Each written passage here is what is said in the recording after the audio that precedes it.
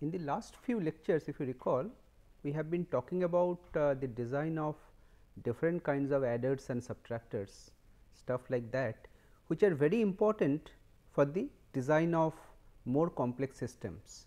So, you know, addition is a very integral part of most computations and systems that we design.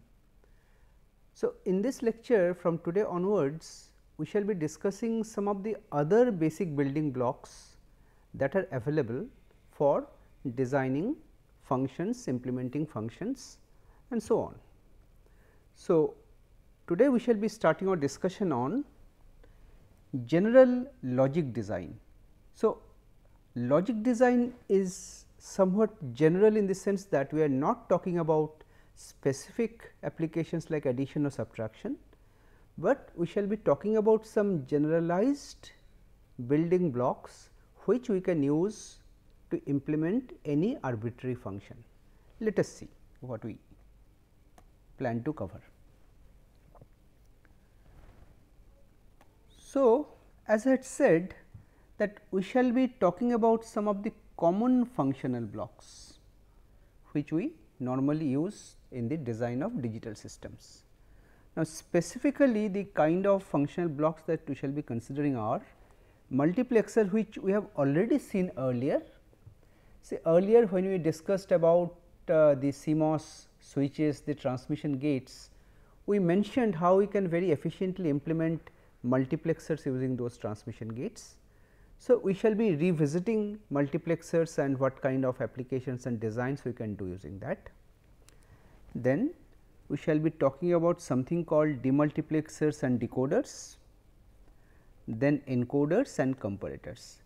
Now, all these blocks are quite important in the design of more complex digital systems.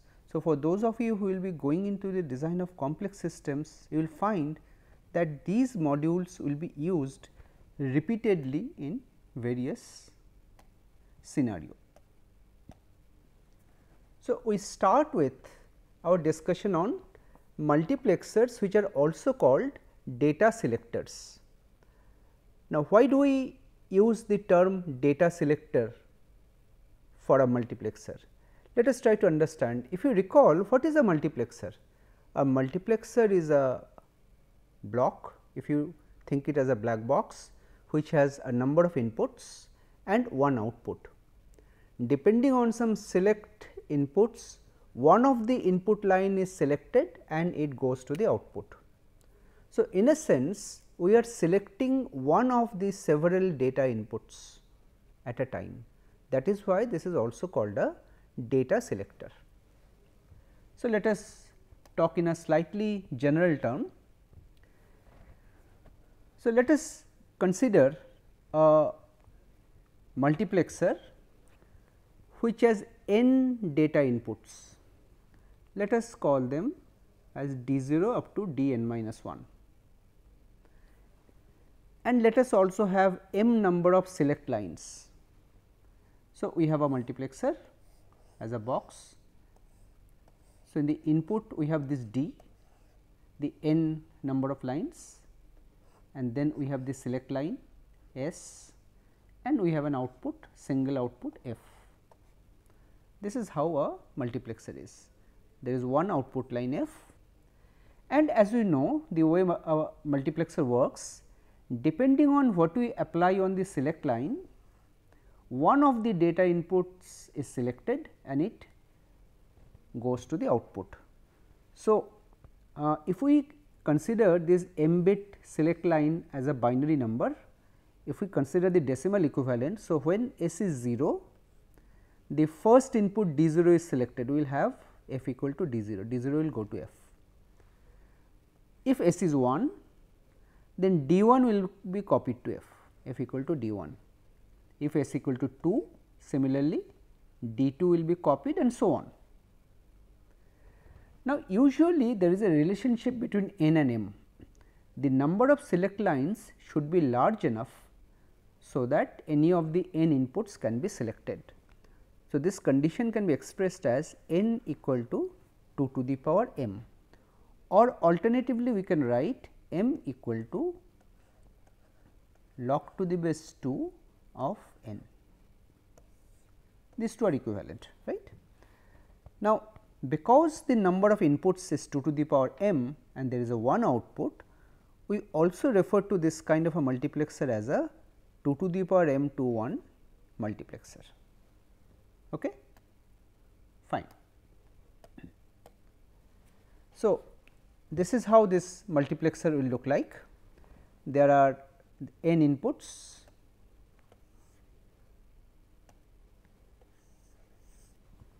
there are m number of outputs S 0 up to S m minus 1 and there is a single output as I have just said. Okay. This is how a multiplexer looks like.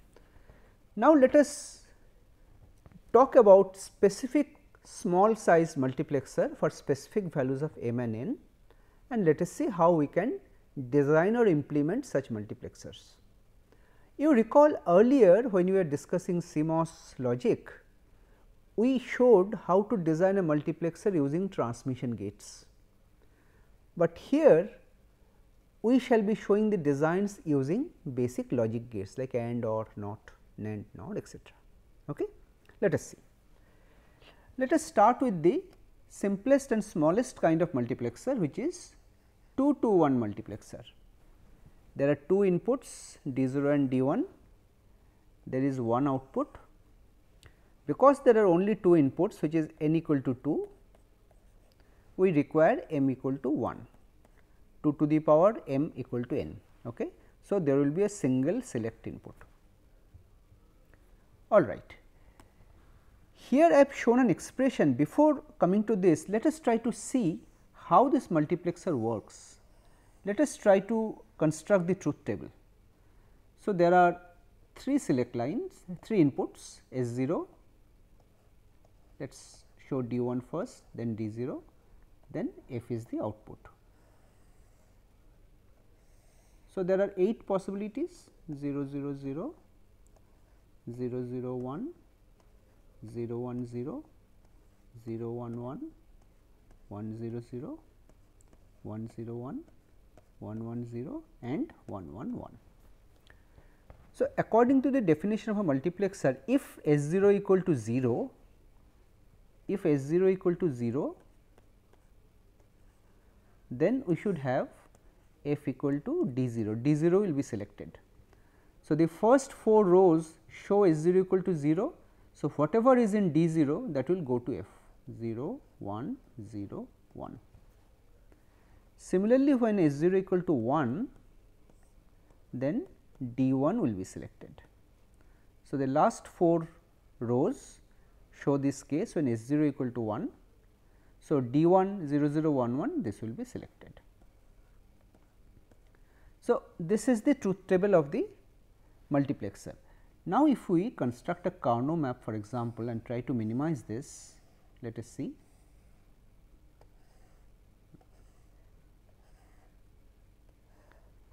On this side, let us show D 1 and D 0.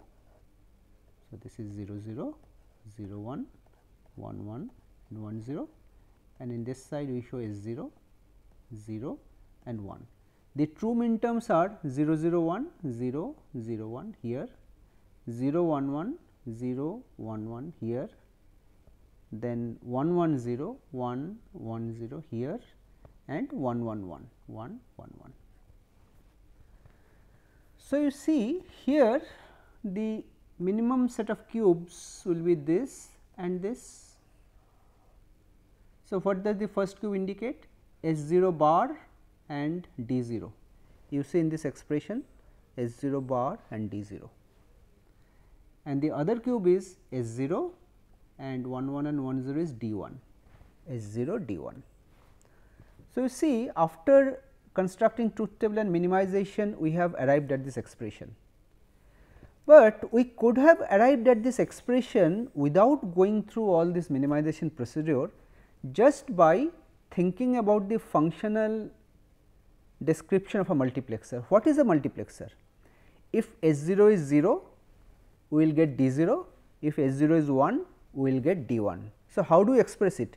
If S 0 is 0, which means S 0 bar, we get D 1, which is AND D0, we get D0 and D0, or if S0 is 1, which we write as S0, we get D1 and D1. So, we can write down this expression straight away without going through all this minimization, right. Okay.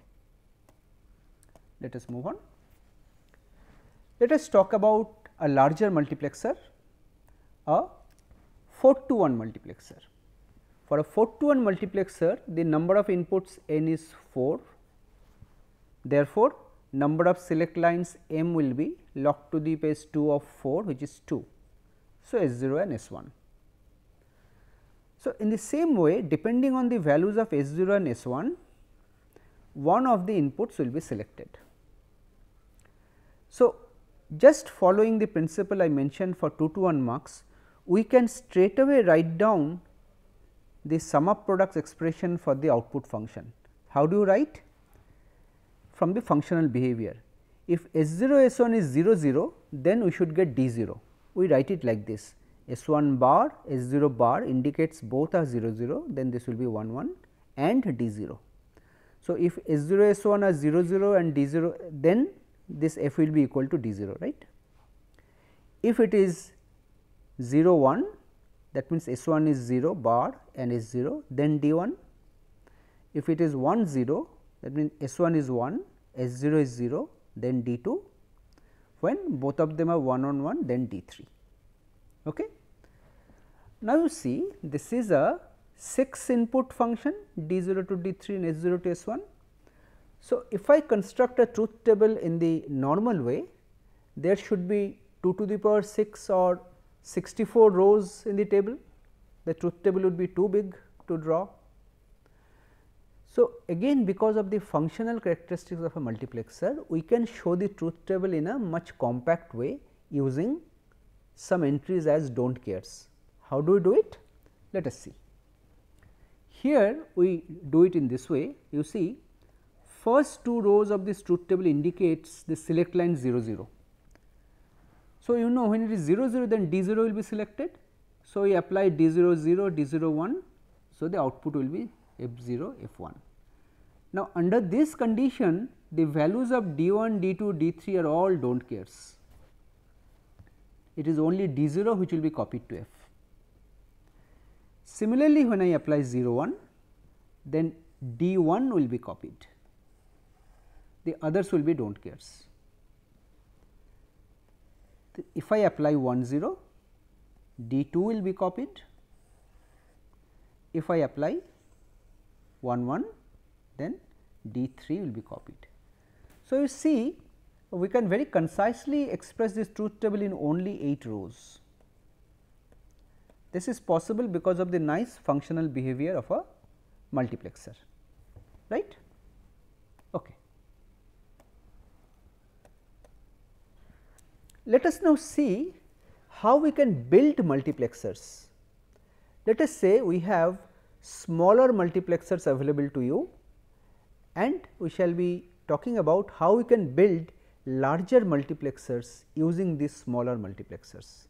Let us take a couple of examples. The first example we take is, suppose we have 2 to 1 multiplexers available to us, but we require a 4 to 1 mux. So, what is a 4 to 1 mux, you recall again?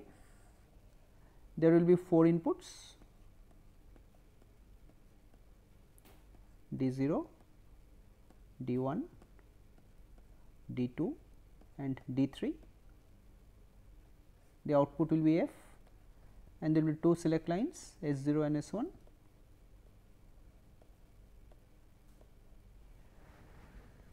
Now, you see how we have designed this multiplexer network. We have used 3 multiplexers. In the first level, we are using 2 multiplexers, and both of them were using S0 as the select line, whereas for the next one we are using S1 as the select line. Let us try to see the different scenarios. Let us say S1 is 0. Suppose we have applied 0 and 0, what will happen?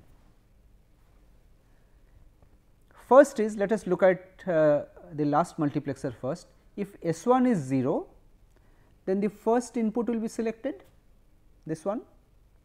So, we need not have to see what this multiplexer is doing, because it is not being selected. The first multiplexer is being selected, and S0 is also 0. So, S0 0 means ultimately D0 gets selected. So, if it is S1 and S0, I am selecting D0. If it is 0 1, same way, if it is 0, this is selected, and if S0 is 1, then now D1 is selected. So, D1 will go out, D1. If I apply 1 0, if S1 is 1, then it is not this, but this line will get selected, and it is the lower multiplexer which will get selected, because S0 is 0 here.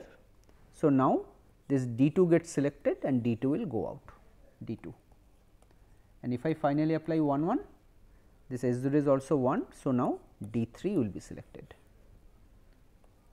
So, you see that it works perfectly as a 4 to 1 multiplexer. So, if I have only 2 to 1 multiplexers available to us, so we can very easily construct a 4 to 1 multiplexer. Let us take another example. Let us say we now want to have an 8 to 1 multiplexer, and we assume that we have smaller multiplexers available with us. Smaller means we have 4 to 1 multiplexers and also 2 to 1 multiplexers. You see, the network looks similar. We have used multiplexers in 2 levels, with 2 4 to 1 multiplexers in the first level, which are selected by S0 and S1, with the first 4 data inputs connected here, the last 4 data inputs connected here, the outputs of which are feeding to the second multiplexer, which is selected by S2. Let us try to understand the operation with respect to the truth table. This is the functional truth table I am showing with respect to the select lines S2, S1, S0. If it is 0 0 0, then D0 is supposed to be selected, 0 0 1 D1, 0 1 0 D2, and so on, 1 1 1 D7. Let us look at it one by one. Let us consider the first scenario, where select lines are 0 0 0. If S2 is 0, this will be selected. If S1 S0 are both 0 0, then this one will be selected, which is D0. This is fine. Let us take another case. Let us say talk about this for this one, because S2 is again 0. So, again this is selected, but S1 S0 is 1 1. 1 1 means 3. This one will be selected, D3. So, it is D3, this is fine. Let us take another example. Let us consider this. Here S2 is 1, right? S2 is 1. So, this one will be selected, the second input, that means this multiplexer, and S1 S0 we have applied 1 0 or 2. 2 means 0 1 2, this one will be selected, which is D6. So, you see this works exactly like a 8 to 1 multiplexer. So, in this way, if you have any smaller multiplexers given to you and you are asked to design a larger multiplexers, you can systematically construct the multiplexer network like this. So, I have shown 2 small examples, you can think and work out larger examples similarly. Okay? Fine. Now, let us talk about how we can implement logic functions using multiplexers. First, let us see that if I have a 2 to power n to 1 multiplexer, we want to implement an n variable function. How do we do it? It is very simple. Here I am showing an example of a 3 variable function. So, I need a multiplexer with 8 inputs.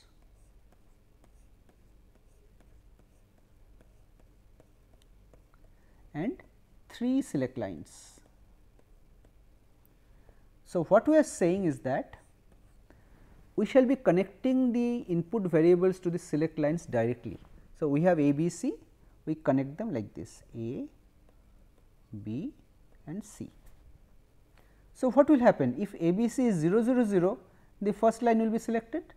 If it is 0 0 1, the second line will be selected, 0 1 0, the third line will be selected, and so on. So, what we do?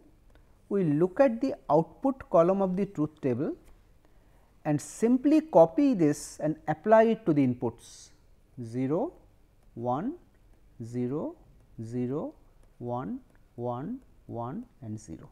The output is F.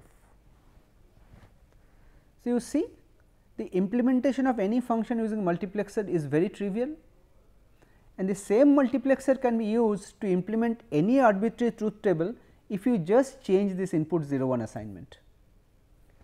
Basically, you are applying the truth table whatever it is to the input of the multiplexer, and the multiplexer implements the required function.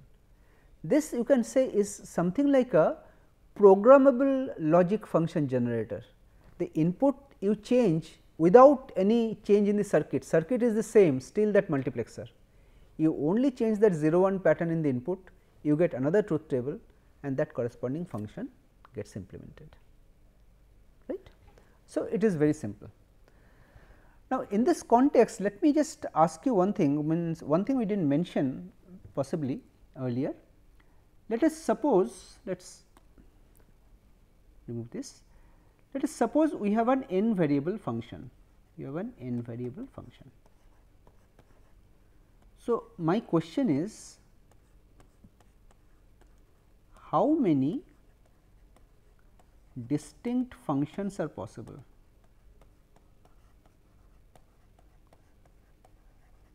Functions are possible.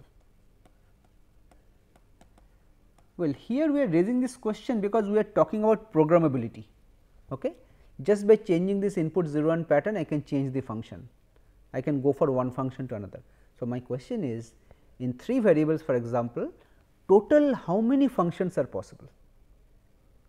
Let us think in this way. Think about this truth table. This is a 3 variable function for n equal to 3. So, I have my output specification here. This output column specifies the function. So, how many bits are there in the output? 8, there are 8 rows. How do you get 8? 2 to the power 3. Now, you consider this as an 8 bit number. So, how many possible 8 bit numbers can be there? Now, you have learnt about binary numbers. So, in 8 bits how many possibilities can be there? 2 to the power 8.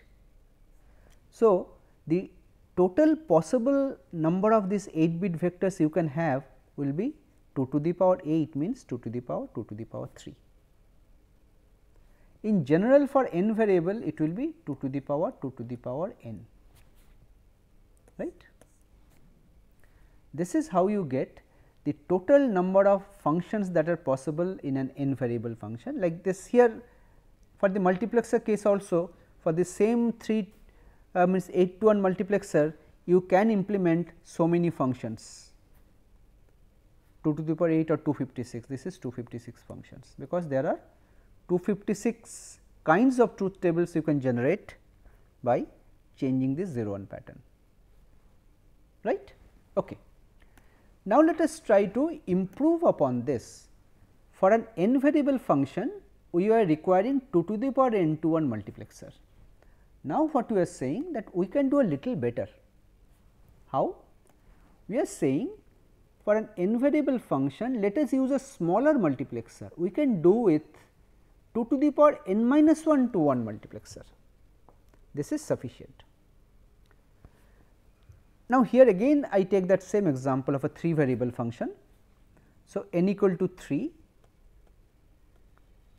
So, how big a multiplexer I require? 2 to the power 2 to 1, that means 4 to 1, there are 4 inputs, 1 output and 2 select lines. Now, the question is, how do I apply these inputs to this multiplexer? Because in the earlier case there are 8 inputs, straight away we are applying the output column to there. So, the procedure that we follow is something like this. you see it says connect n minus 1 variables to the select lines. There are 3 variables a, b, c. Let us say I connect a here and b here, 2 of the variables I connect to the select lines, c is still left, right, and we partition the truth table into groups of 2 rows. Like we first consider the first 2 rows. Let us look at the output and the variable that you have not yet assigned. We see that if c is 0, f is 0, if c is 1, f is 1, that means f and c are the same. So, in the first input for 0 0 case, you see a b is 0 0, we directly connect the variable c to this first data input. We directly connect c here. Let us look at the second row, pair of rows now. Here you see that the outputs are 0 and 0 irrespective of the value of c, it is always 0. So, you apply directly a value 0 here in the second one, where a b is 0 1. Next 2 rows where a b is 1 0, you see irrespective of c the output is always 1 1 1. So, you apply a 1 here, and the last pair you see for 1 1 case D 3 will be selected. If c is 0, f is 1, if c is 1, f is 0, that means the inverse of this. So, I will use a NOT gate and apply c bar to this. This will be my design. So, you see if I do this, then maximum I will be requiring one additional NOT gate to generate this c bar, and of course, this constant 0 1 I may have to apply and c I may have to apply. That is why it is mentioned apply the remaining variable, its complement c bar if required, and 0 or 1 at the data inputs, right. Let us take another example.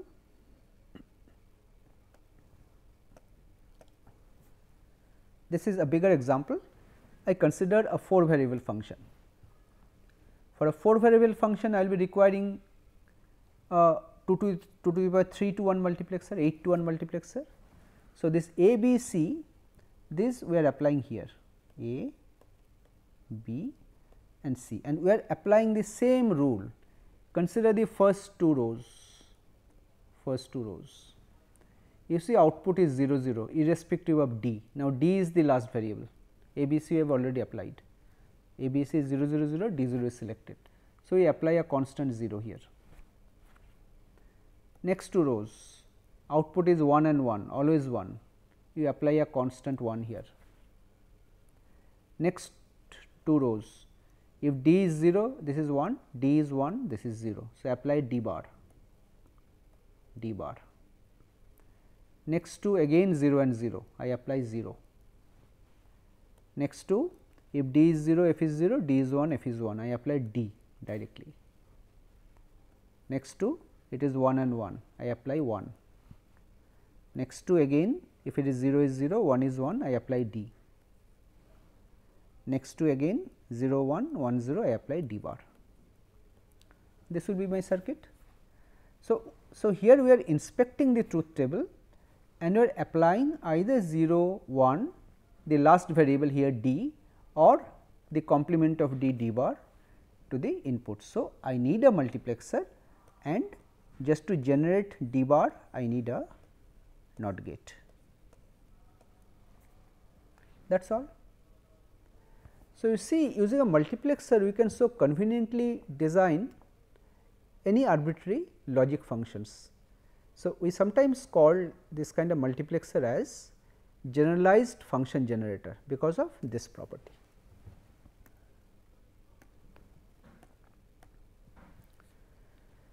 Let us look into one more thing, that we can implement arbitrary function using 2 to 1 multiplexers only. There is a principle called Shannon's decomposition theorem. This we shall be looking again later in some later lectures. So, what does Shannon decomposition theorem say? this says that if I have an n variable function, let us say f, the input variables are x 1 to x n, we can decompose this function with respect to any of these variables. Let us say we are decomposing with respect to x 1. So, if I decompose with x 1, what will happen? This function can be written as x 1 bar and this same function where x 1 is replaced by 0, or x 1 and the same function with this x 1 replaced by 1. This is the Shannon's decomposition theorem. This you can do with respect to any of the variable, and in a compact form we write it as x 1 bar f 1 0. This is called f 1 0, which means it is with respect to x 1 we are setting x 1 to 0, and f 1 1 means this is x 1, we are setting it to 1. Now, you see, if I do it in this way, you think in this way. Suppose I have a multiplexer here, this is a 2 to 1 multiplexer. I have 2 inputs, I have 1 output and I have a select line. Suppose I am connecting x 1 to the select line, the output represents my function f. Now, if I connect this f 1 0 here and if I connect f 1 1 here, so does not this multiplexer implement this? If x 1 is 0, then f 1 0, if x 1 is 1, then f 1 1. So, every time you do this Shannon decomposition with respect to a particular variable, we can use a multiplexer to mimic that or to realize that. Okay? This is the basic idea. So, what I was saying, each application of Shannon decomposition theorem, as I said, is like a 2 to 1 multiplexer, where the variable is applied to the select inputs and this f 1 0 and f 1 1 are applied to the data inputs. Let us take a simple example. Consider a function like this, a 3 variable function a bar b b c plus a c bar. Suppose we apply Shannon decomposition with respect to variable a. So, what is the Shannon decomposition? A bar and substitute a as 0. If a is 0, the last term will vanish.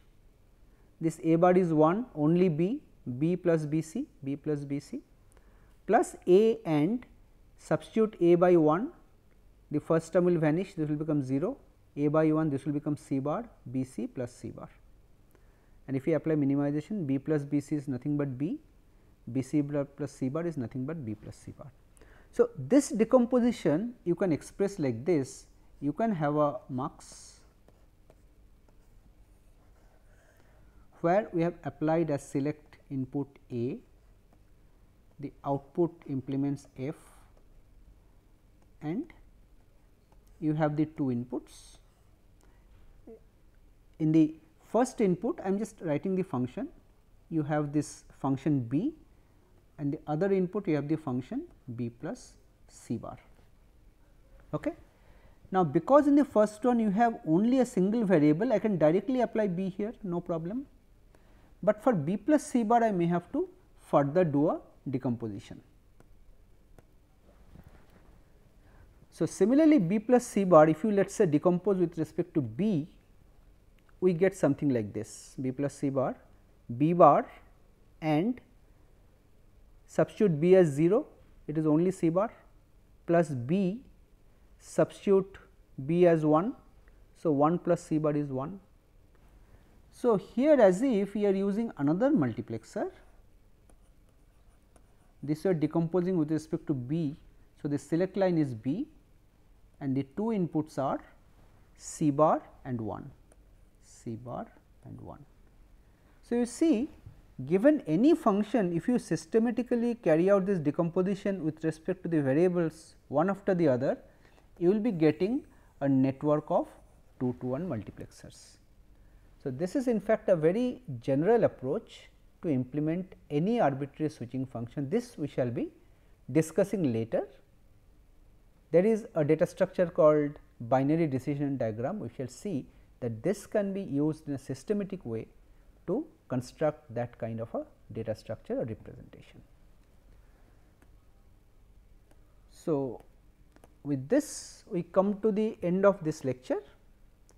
Now, in this lecture we have basically considered multiplexers, its various kinds of designs, how to construct larger multiplexers using smaller ones, and also how we can design logic functions using multiplexers. Thank you.